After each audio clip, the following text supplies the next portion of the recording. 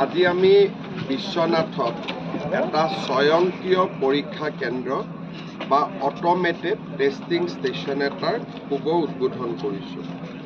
আপোনালোকে জানে যে আমাৰ যি গাড়ী আছে বা প্ৰফেশ্যনেল ভেহিকল ট্ৰাক বাছ, যদি তেওঁলোকৰ ফিটনেছ নাথাকে তেতিয়াহ'লে দুৰ্ঘটনা হোৱাটো স্বাভাৱিক। এখন প্ৰফেশ্যনেল ভেহিকল তেওঁলোকে 8 বছৰত দুবাৰ টেষ্ট কৰিব লাগে, ফিটনেছ চাৰ্টিফিকেট ল'ব লাগে, আৰু ব্যক্তিগত যান বাহনে 15 বছৰৰ পিছত এবাৰ ফিটনেছ কৰোৱাব লাগে। ইমান দিন অসমত আমাৰ এনফৰ্চমেণ্ট ইনস্পেক্টৰসকলে তেওঁলোকে মেনুৱেলি, বিশেষকৈ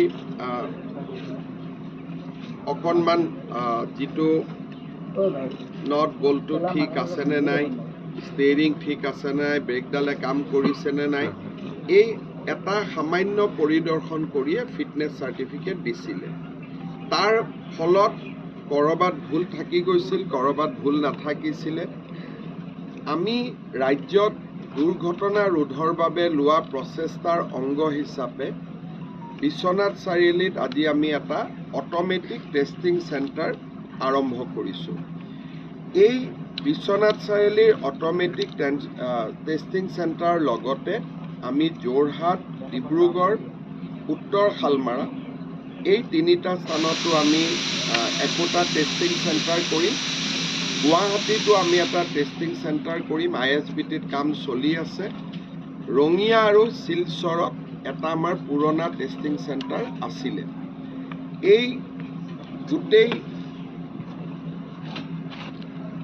টেষ্টিং চেণ্টাৰকেইটা হৈ গ'লে আমি নিকটৱৰ্তী জিলাসমূহত ইয়াতে টেষ্টিং কৰিব ক'ম। যেনেকৈ বিশ্বনাথৰ এই চেণ্টাৰটোত লখিমপুৰ, বিশ্বনাথ, তেজপুৰ জিলাৰ গোটেই ভেহিকেলসমূহে আহি পৰীক্ষা কৰিব।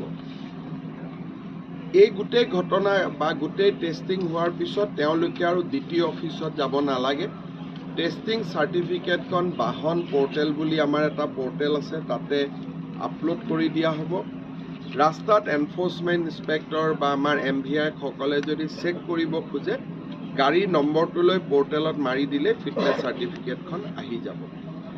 ইয়াৰ লগত আমি আৰু এটা কাম কৰিব খুজিছোঁ, সেইটো হৈছে ড্ৰাইভিং টেষ্টৰ কাৰণে। এইটো হ'ল গাড়ীৰ টেষ্ট। ইয়াৰ পিছত আমি কৰিব খুজিছোঁ ড্ৰাইভিং টেষ্টৰ কাৰণে এটা ব্যৱস্থা। অসমৰ 126টা সমষ্টিক চৰকাৰৰ প্ৰচেষ্টাত আমি 126খন ড্ৰাইভিং স্কুল খুলিম, তাতে প্ৰশিক্ষণ ল'ব।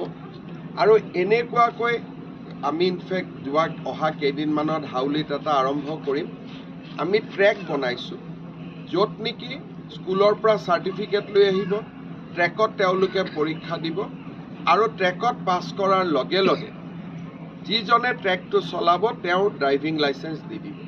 তাৰমানে এতিয়া আৰু দ্বিতীয় অফিচত ফিটনেছ চাৰ্টিফিকেটৰ কাৰণেও যাব নালাগে, ড্ৰাইভিং লাইচেন্সৰ কাৰণেও যাব নালাগে। এই দুইটা বাহিৰে হ'ব। যেনেকৈ আপোনালোকে গম পায় যে গাড়ী আজিকালি কিনিলে ৰেজিষ্ট্ৰেশ্যন, যিখন গাড়ী আমি যিটো শ্ব'ৰুমৰ পৰা কিনো, ডিলাৰৰ পৰা কিনো, তেওঁলোকে ৰেজিষ্ট্ৰেশ্যন দিব পাৰে। এতিয়া আমাৰ ইয়াতে লাইচেন্সো আমি দিব পৰা হ'ম, ফিটনেছ চাৰ্টিফিকেটো দিব পৰা হ'ম। বাকী ট্ৰান্সপৰ্ট ডিপাৰ্টমেণ্টৰ গোটেইবোৰ সেৱা আমাৰ পৰ্টেলত উপলব্ধ। এক প্ৰকাৰ সাধাৰণ মানুহ আৰু এবছৰৰ ভিতৰত দ্বিতীয় অফিচত যোৱাৰ প্ৰয়োজনীয়তাটোৱে নোহোৱা হৈ যাব। প্ৰথম চৰকাৰৰ দায়িত্ব লৈয়ে পৰিবহণ নিগমত আমি এটা ব্যাপক সংস্কাৰৰ কাম হাতত লৈছিলোঁ। আজি লাহে লাহে ই পূৰ্ণাংগ ৰূপ পাব গৈ